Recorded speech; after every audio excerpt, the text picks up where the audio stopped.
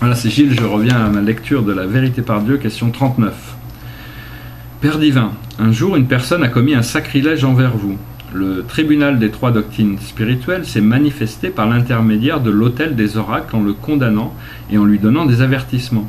Veuillez bien nous faire savoir qu'est-ce que le tribunal des trois doctrines spirituelles. Réponse. Le tribunal des trois doctrines spirituelles est un organisme juridique surveillant les péchés et les mérites de l'humanité.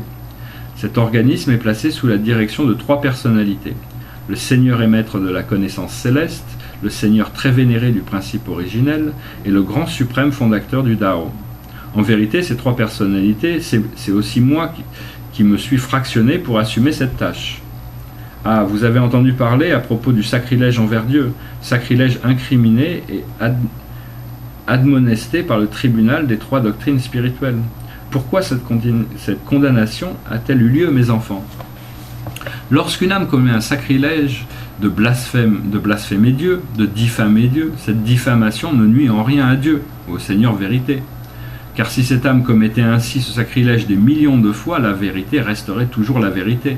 Elle brillerait toujours de tout son éclat. Il n'y a rien qui puisse détruire la vérité. Il n'y a rien qui puisse entamer la vérité. Mais la raison pour laquelle je ne lui tiens pas rigueur dans son blasphème, je ne lui fais pas de reproche, je ne le condamne pas, et que son sacrilège émane de son obscurcissement, émane de l'obscurcissement de sa conscience, de son orgueil et de son ignorance.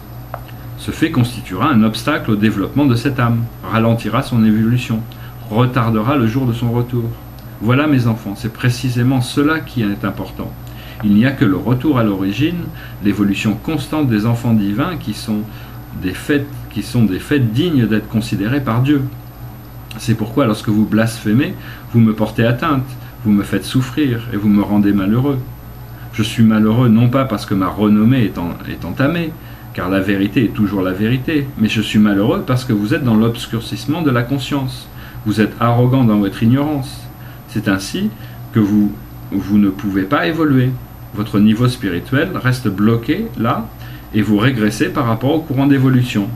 C'est pourquoi lorsque vous portez atteinte à Dieu, je vous condamne à travers le tribunal des trois doctrines spirituelles. Je vous condamne, mais c'est dans l'intérêt de l'âme du pécheur, à cause de sa nécessité de connaître et d'évoluer constamment. Ainsi, votre insolence, votre sacrilège ne sont pas en effet des péchés.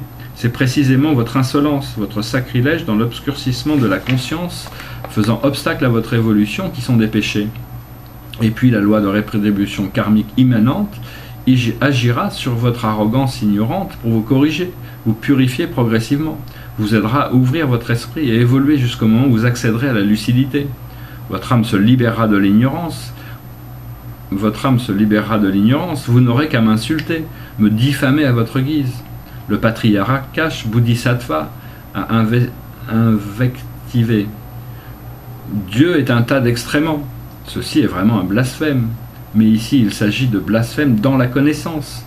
C'est pourquoi ce n'est plus un blasphème. Il blasphème dans la sagesse.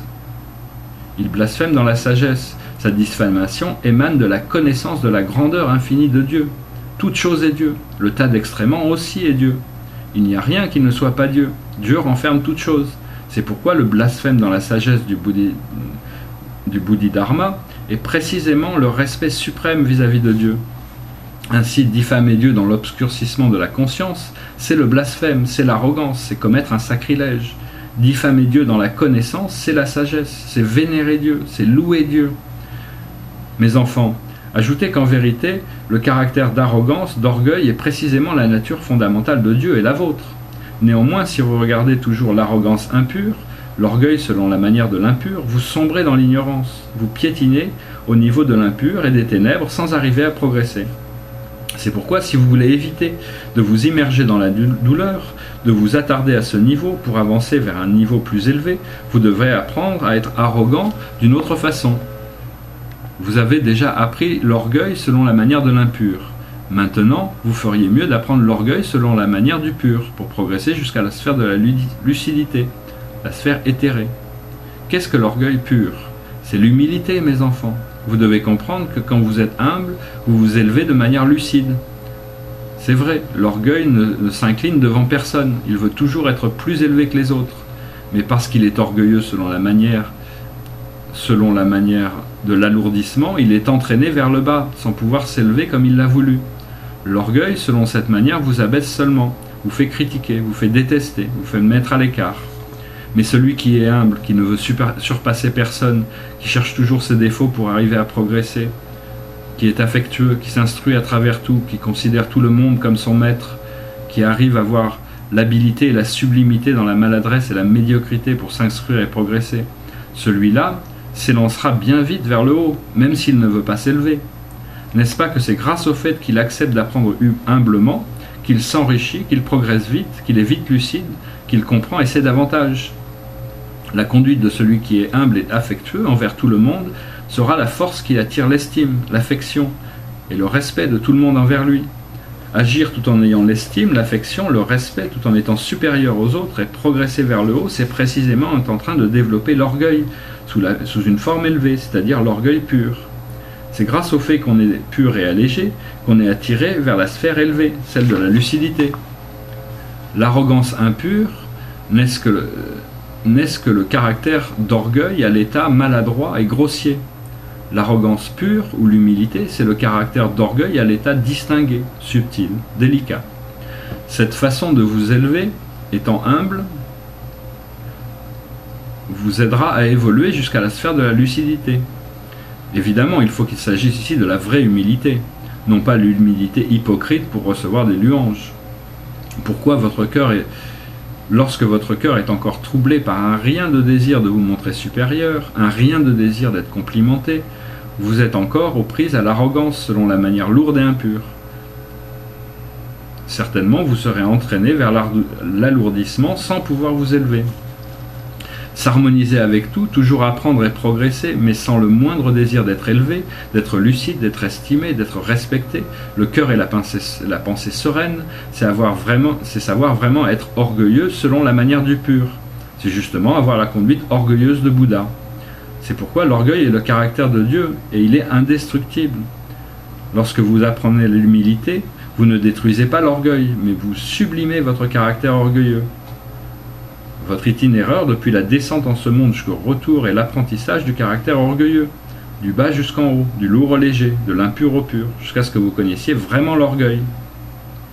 À ce propos, je me rappelle qu'il existe des enfants qui considèrent que ma façon de prêcher, comme ma manière d'utiliser des appellatifs réservés aux enfants et aux gens de basse condition, pour appeler par exemple votre maître Tam ou de grandes personnalités comme Bouddha, Christ, Confucius, etc., me donne aussi l'air arrogant, orgueilleux. Mais mes enfants, écoutez ma question. Existe-t-il une doctrine spirituelle qui accuse un père, appelant ses enfants par l'appellatif réservé aux enfants, d'être prétentieux, orgueilleux, mes enfants? Ou alors, n'y a-t-il que les individus qui, se sentant mal à l'aise en entendant leur père les appeler par l'appellatif réservé aux enfants, soient des prétentieux, des orgueilleux? Mais si quelqu'un, en m'entendant utiliser les appellatifs réservés aux enfants et aux gens de basse condition, se met à m'accuser d'être prétentieux, orgueilleux, alors je lui ferai savoir qu'il ne s'exprime pas bien encore en disant que je suis orgueilleux. Il faut dire que je suis le grand orgueilleux, et infiniment orgueilleux pour être plus juste. Je suis le plus orgueilleux de l'univers, je suis le plus haut mais aussi le plus bas, je suis le plus sublime mais aussi le plus vil. Même ma bassesse est celle qui dépasse toutes celles des autres. C'est pourquoi je suis orgueilleux jusque dans ma bassesse même. Et si je n'étais pas plus orgueilleux, si je n'étais plus orgueilleux, si je me laissais vaincre par quelque chose, si je cédais le pas à quelque chose, si je laissais encore quelque chose qui me fût supérieur, alors ce serait l'écroulement de la vérité suprême. C'est pourquoi la vérité est depuis toujours le grand orgueil. Il s'agit de sa nature originelle indestructible. Cependant, je vous fais savoir qu'au rang de Dieu, j'ai le droit de mépriser toute chose dans l'univers. J'ai le droit de considérer toute chose comme inférieure à moi. Non seulement parce que je suis la vérité suprême, non seulement parce que je suis leur créateur, mais aussi parce que quand je pense à les mépriser, quand je les considère comme inférieures à moi, j'arrive à voir qu'elles sont moi-même, et que je suis elles, qu'elles sont moi, que nous sommes un seulement. C'est pourquoi je méprise, mais je ne méprise pas. Je suis hautain, mais je m'abaisse. Je suis orgueilleux, Mais je ne suis pas orgueilleux, mes enfants. Vous devez savoir que quand vous pouvez faire le plus sublime, vous pouvez faire aussi le plus vil. Arriver à avoir ces deux états en même temps, c'est déjà vraiment connaître l'orgueil. Voilà, je vais faire une pause, merci.